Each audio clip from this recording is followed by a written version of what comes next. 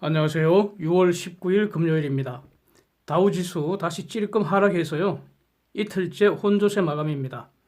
신규 실업수당 청구 건수 예상보다 나쁜 결과가 나왔고요. 미국 및 세계 바이러스 신규 환자 수 좀 증가했고요.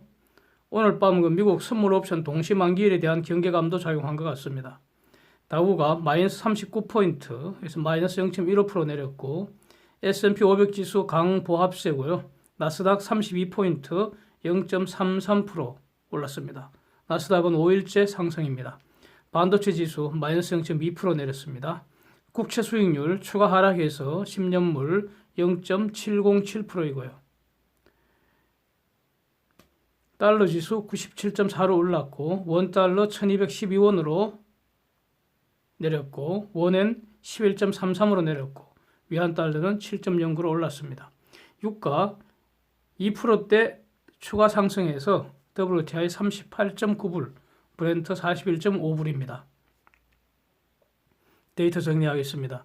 브라질이 금리 2.25%로 내렸고 호주 5월 실업률 7.2%로 크게 증가했습니다. 중공 5월 외국인 직접 투자 마이너스 3.8%입니다. 2월, 3월에 두 달 연속 자유낙하 수준으로 추락했죠.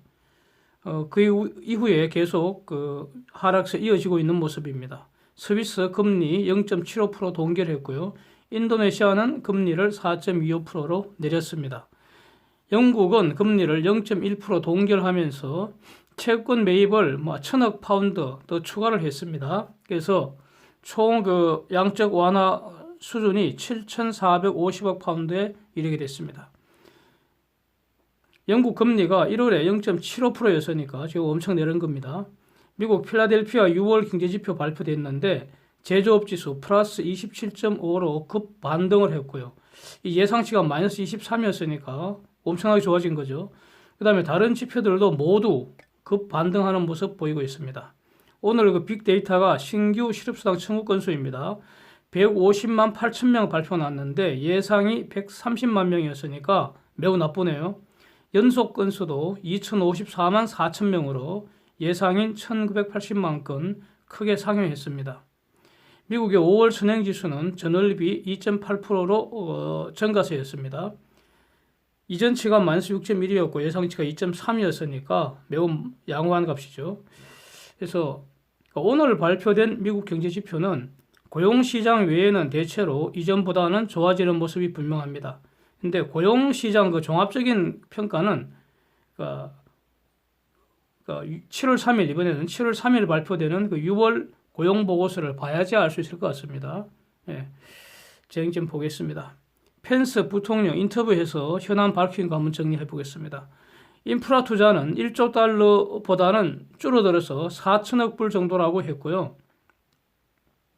이제 이와 별도로 2조 달러 정도 추가 보양책 준비 중이라고 이렇게 사실을 밝혔습니다. 소득세 감세 방안 등 이전 다른 것들은 다 어저께 보도된 것처럼 그렇게 추진한다는 것입니다. 이런 내용들은 이거 결정권을 가진 분들이 자기들이 이렇게 하겠다고 밝힌 거니까 여기에 대해서는 논란이 있을 수가 없죠. 이렇게 한다는 것이니까. 문제는 이제 바이러스에 대해서 자기 펜스 입장을 밝혔는데 이분은 자기가 보기에는 그러니까 트럼프 행정부에서 결론은 세컨드 웨이브 2차 대유행 이거 걱정 안 한다는 겁니다. 그 가능성을 부정하는 그런 입장이었고요. 그거 겁먹을 필요 없다. 이런 의견을 밝혔고 그다음에 미국 50개 주가 있는데 거기에서 대략 한 멕시코나 플로리다 정도 이렇게 2개 주에서만 증가하고 있다. 그 증가하는 이유도 아마 진단수가 크게 늘었기 때문일 거다. 이런 의견을 밝혔습니다. 여기에 대해서 과연 증가하는 주가 2개 주뿐인가 이걸 갖고 이제 시비를 좀 걸고 있는 것 같습니다. 언론에서. 주별 사진을 보시면은 경제 재가동 이후에 증가하는 주의 숫자가 대략 한 6군데, 7군데 된다고 보는 것이 보다 더 사실에 부합할 것 같습니다. 그래서 2개 주밖에 안 된다는 펜스 주장은 동의하기 힘들고요. 그런데 미국 전체 신규 환자 그래프를 보시면은 분명히 6월 중순 이후에 살짝 증가하는 건 분명합니다. 근데 이것이 2차 대유행, 즉 세컨드 웨이브를 걱정할 정도로 추세적으로 급증하는 것이라고 판단하기에는 아직은 그렇게 판단할 수 없겠죠. 예. 이게 팩트인 것 같습니다. 그래서 사망자는 감소하는 거 분명하고요. 그래프에도 다시 명확하게 확인이 됩니다.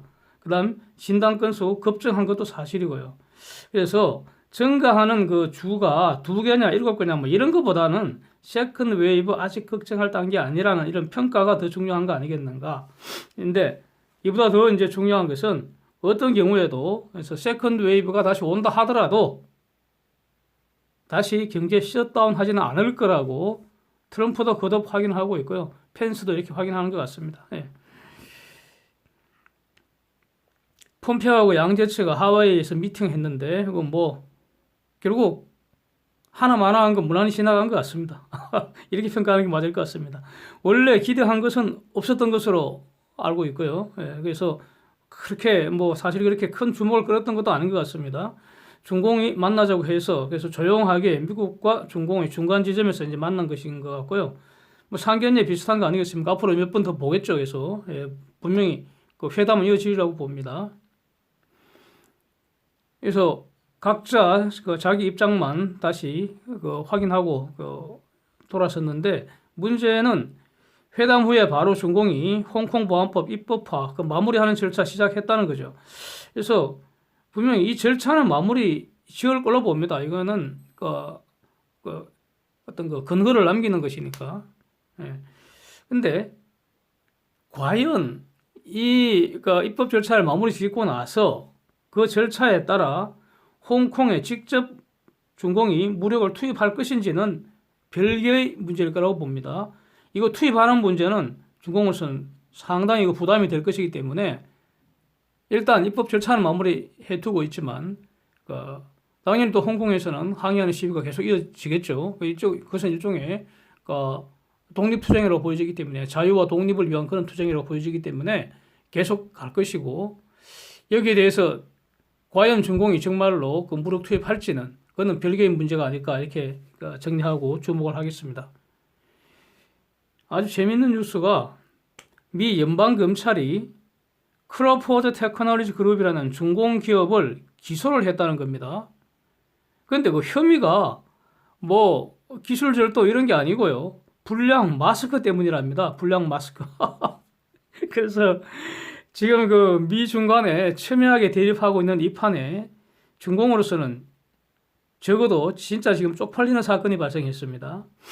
미 중공 회사가 N95 마스크 14만 개를 미국으로 수출을 했다는데 이게 불량품이라서 N95니까 대략 한 95% 정도 차단을 해야지 정상 품질이라고 할 수 있는데 22% 정도밖에 차단 못하는 것으로 밝혀졌다는 겁니다.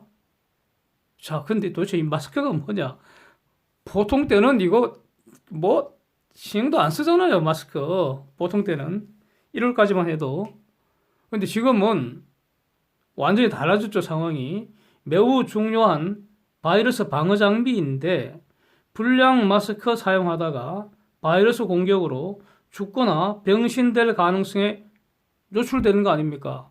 그래서 지금 보도를 내가 끝까지 다 읽어보질 않아서 그런 보도가 나왔는지는 잘 모르겠는데 이 마스크 때문에 마스크를 사용했음에도 불구하고 감염이 됐거나 그래서 그 이후에 죽었다는 그 사건이 나왔는지 아마 그게 있을 가능성이 높은 것 같습니다. 그래서 마스크 사용해도 걸렸다. 그래서 그 마스크 어디서 온 거냐? 중공에서 수입한 거다. 조사를 해봤더니 불량품이라는 거죠. 뭐 이런 거 아닌가 싶습니다. 그래서 정확한 제명은 지금 보도가 안 된 것 같고요. 기사 중에 미국인의 건강을 위협한 혐의로 이제 기소를 한다는 겁니다. 그런데 여기서 이제 주목되는 게 이런 겁니다. 범죄는 원칙적으로 고의 행위를 전제하는 거 아니겠습니까? 그래서 이 기소한 미국 그 연방 검찰 입장은 중공기업이 고의로 했다는 겁니다. 이거 수출했다는 거, 불량품 수출했다는 거 그런 주장 아니겠습니까? 즉 마스크 사용자가 바이러스에 노출되거나 노출되어서 죽거나 병신될 줄 알면서도 이런 불량 마스크를 수출했다는 거 아닙니까? 더 나아가서 미국에 바이러스 확 퍼지는 것을 용이하게 할 것이라는 점을 알면서도 이렇게 했다는 거 아닙니까? 그래서 아주 섬뜩한 그런 내용입니다. 단순히 민사상 판매한 물건의 불량품 하자를 주장하는 그런 차원이 아니라는 겁니다. 예? 그래서 물건을 파는 자와 사는 자 사이의 어떤 관계, 이게 지금 국가 간에 있어서는 바로 수출업자와 수입업자와의 관계 아니겠습니까? 그래서 사는 쪽이 주는 거는 돈이잖아요, 돈. 이 돈에는 하자가 있을 수가 없거든요, 원칙적으로. 파는 쪽이 물건을 주잖아요. 물건에는 언제나 하자가 있을 수 있다는 거죠. 그래서 파는 자는 자기가 주는 물건에 하자가 없다고 담보할 책임이 당연히 있는 것이고요. 이게 바로 하자 담보 책임입니다. 그래서 사는 자는 대금 지급 의무가 있는 것이고요. 파는 자는 물건을 인도할 의무 외에 하자 담보 책임도 당연히 지게 되는 겁니다. 돈에는 하자가 없기 때문에.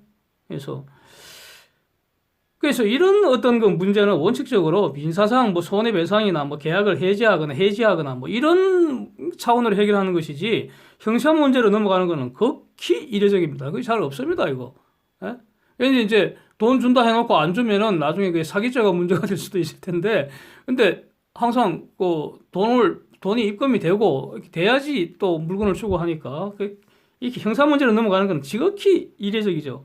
그런데 지금 이 바이러스 팬데믹 상황에서는 이거 불량 마스크로 바이러스를 못 막으면은 그 사용한 사람이 죽거나 다치는 문제 외에도 미국의 방역이 실패하게 되고 궁극적으로 미국의 안보에도 영향을 주게 된다. 악영향을 주게 된다.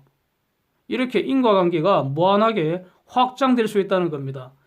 지금 미국과 중국 간에 이게 바로 그 현주소 아닌가 이런 생각이 들어서 뭐 씁쓸하기도 하고 섬뜩하기도 하고, 하여튼 앞으로 이런 사건들 계속 일어나는 거 아닌지, 그래서 이제 그 주목을 하게 된다 이런 뜻입니다.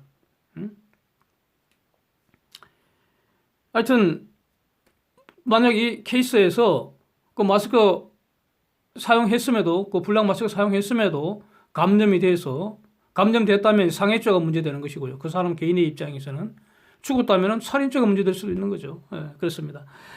또 이와 관련해서 한 이틀 전인가 그때 나온 보도인데요. EU에서 중공의 국영기업들 또는 정부의 보조금을 받는 중공기업들이 EU 기업 인수하는 거 막는 방안이 지금 검토 중이라는 보도입니다. 그래서 이것도 참 만만치 않은 아주 무서운 그 쟁점이 도사리고 있는 것이, 그동안 그 중공의 전략이라는 거, 그것도 아주 공공연한 전략이었죠. 뭡니까? 서방과의 기술 격차를 줄이고 또 그거를 뛰어넘기 위해서 기본적으로 기술을 훔치고 뺏는 전략이었습니다. 예, 간단하게 이렇게 정의할 수 있습니다. 빼앗는 수단 중에 하나가 바로 목표 기술을 가진 기업을 인수해서 알맹이만 취하고 버리는 겁니다. 그런데 기업 인수하려면 돈이 많이 들잖아요. 그래서 그 개별 기업 차원으로서는 인수 못합니다, 감히. 여러분이 가령 뭐 삼성전자를 인수할 수 있습니까? 못하죠. 웬만한 기업은 그 서방 기업을 인수할 수 없습니다. 그런데 중공은 어떻게 한다는 겁니까? 뒤에서 정부에서 돈을 대준다는 거죠. 그럼 그게 뭡니까, 그게? 예? 기업 돈이 아니고 정부 돈이잖아요. 정부 돈이 뭡니까? 응? 이거 기본적으로 기업 인수는 원칙적으로 자유입니다. 자유의 영역인데 인수의 실질적 주체가 중공이라는 것은 공산국가라면 이거는 자유의 한계를 벗어나는 거라는 거죠. 기업을 내세우고 있지만 그 인수 자금이 사실상 국가 자금이 투입된다면 이거 사실상 침략이 아니냐, 이런 시각입니다. 21세기형 해적질 아니겠습니까? 네. 그래갖고 국가 자금으로 인수해서 필요로 하는 그 타겟 기술만 싹 먹고 나머지는 버리는 거죠. 자, 이거 이제 지금까지 개별 사안으로 이렇게 접근하고 뭐 그러다가 이제 아예 이걸 공개적으로 공개화해서 공론화해서 원천적으로 차단하는 이런 방안들이 지금 검토되기 시작했다, 이런 보도입니다. 예, 이상입니다. 오늘도 함께해 주셔서 감사드립니다.